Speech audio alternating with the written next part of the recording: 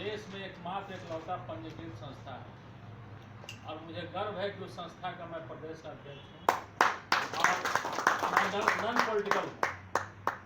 और जहाँ तक बैनर और पोस्टर का बात है, 5 साल पहले जो हम लोग ने 4 पन्ने का बनाया था, जो हमने जो अपना क्या बोलते हैं उसको ब्राउसर कहिए चाहे जो कहिए 4 पन्ने का बनाए थे, उसी को देख करके सारे संस्था हम लोग को देखा देखी करके बनाया।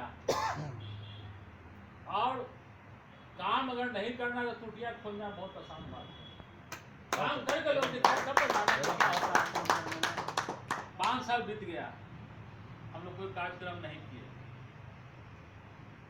सारे लोग पदाधिकारी बने, कोई प्रदेश के सचिव हैं, वो प्रदेश से क्या है तो क्या है नहीं है। 2-4 आदमी ठीक है, अध्यक्ष होकर सबको पैर पड़े कि हमरे ऊपर भी कोई है। कोई सारा अधिकार प्रदेश अध्यक्ष को नहीं है, क्योंकि मेरा इंडिपेंडेंट संस्था नहीं है। मैं जेपी वर्मा नहीं हूँ कि मैं जो चाहूँगा वो जरूरी है ना। इस तरीके का प्रदर्शन करने के लिए और किसी लक्ष्य तक पहुंचने के लिए मैं ये नहीं रिपीट करूंगा कि आज कुशवाहा समाज कहाँ है, हाशिए पर पड़ा हुआ है, उसका कोई नेता नहीं है, हम सब जगह से बिखरे हुए नहीं, ये सब कहने की कोई आवश्यकता नहीं। लेकिन कुछ कुछ चीज़ें जो है जो जानने की जरूरत है। हर जगह हम जहाँ पर भी बात करते हैं वहाँ पर हम कुशवाहा में एकता नहीं है, इसको बड़ा प्रमुखता के साथ और पता नहीं किस गर्व के साथ बताते हैं। मैं विरोध करता हूँ, ऐसा हरगिज ना करें। अंग्रेजी में कहावत है, tell a lie 100 times then it becomes a truth. एक झूठ को अगर 100 बार भी बोला जाएगा तो वो सच जैसा प्रतीत होने लगता है और एक दिन सच हो जाता है। पता नहीं किसके साजिश के तहत हम कुशवाहा लोग लगातार बोलना शुरू कर दिए कि हमें खतरे से नहीं हो सकता, कोरिया में एकता हुआ है।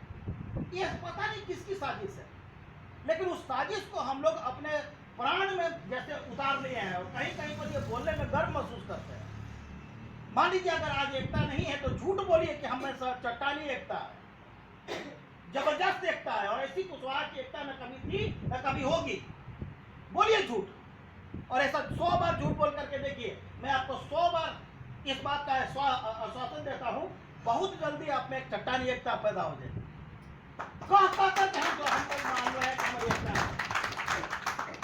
दूसरा है सम्मान लीजिए और सम्मान दीजिए।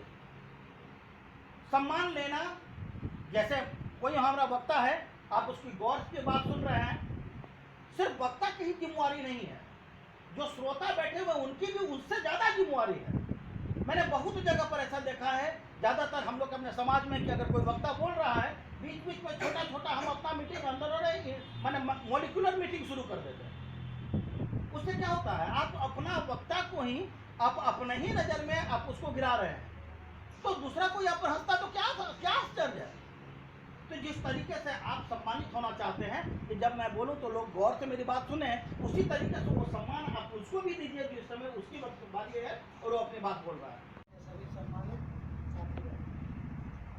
बड़ी हर्ष की बात है कि 12 नवंबर को इस मेमोरियल हॉल में अखिल भारतीय कुशवाहा महासभा के द्वारा एक बड़ा अधिवेशन और शक्ति प्रदर्शन का कार्यक्रम तय हुआ है।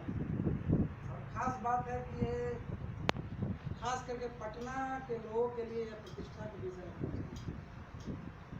कि इस मेमोरियल हॉल के अंदर से लेके बाहर तक खचाखच कैसे भरे,